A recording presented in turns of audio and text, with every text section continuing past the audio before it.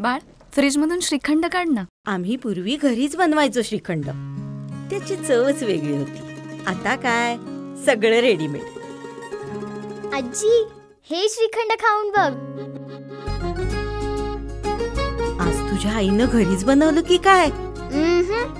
हे आहे गोकुळचं श्रीखंड. अगदी जिभेवर रेंगाळणार. जिभेवरच नाही तर मनावरही रेंगाळणार. गोकुळ श्रीखंड, मनावर रेंगाळणार.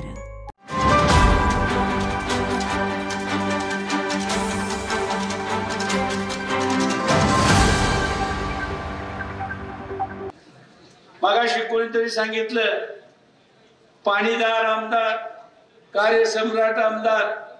कार्यसम्राट केवढा आहे त्याचा अनुभव आम्हाला बिद्रीत आहे. आमच्या बिद्री सहकारी साखर कारखान्याचा इथेनॉल प्रकल्प 135 कोटीचा आम्ही उभा करायला घेतला. बाकीच्या सगळ्या परवाने आम्ही घेतले, कर्ज घेतले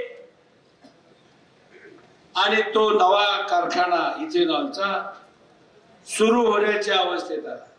पण एक परवानगी बिचाऱ्यांना अडवून ठेवली, इरादा पत्रच दिलं नाही.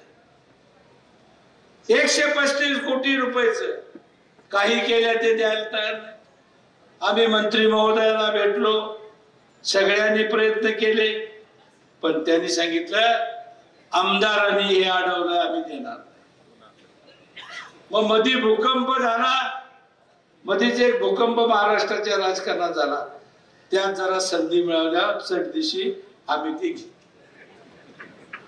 त्याच्यानंतर असं झालं मित्रांनो,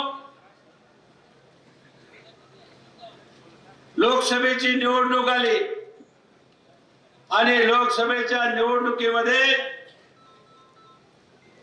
बंटी पाटील साहेब, मालोजी राजे आणि स्वर्गीय PN पाटील आणि आमचं ठरलं पक्क, मी उघड्यावर यायचा नाही, पण एकही माणूस माझा युतीकडे न जाता आघाडी बरोबरच राहायचं असं आमचं ठरलंय. आणि ठरल्याप्रमाणे आम्ही ते केलं. आणि म्हणून या मतदारसंघामध्ये तमाम राधानगरीकरांनी भरभरून राजे साहेबांना मत दिली, भुदरगड तालुक्याला दिली. आम्ही बंटी साहेबांचं त्यांचं स्वागत निकालानंतर 4-5 दिवसानं केलं. प्रचंड मोठं स्वागत केलं मुदाळमध्ये. आणि मग लगेच गड्याच्या डोक्यात हवा शिरली, मुंबई गाठलं आणि आमचा कारखाना सील केला, डिस्टिलरी सील केली. काही कारण नाही. हे कार्यतत्पर आमदार, पाणीदार आमदार, गारगुटी सारखं मोठं शहर, पिण्याच्या पाण्याची योजना गेले काही वर्ष आबिटकरने अडवलेली आहे. मित्रांनो, मी जाहीरपणे आरोप नव्हे, ही वस्तुस्थिती सांगतो.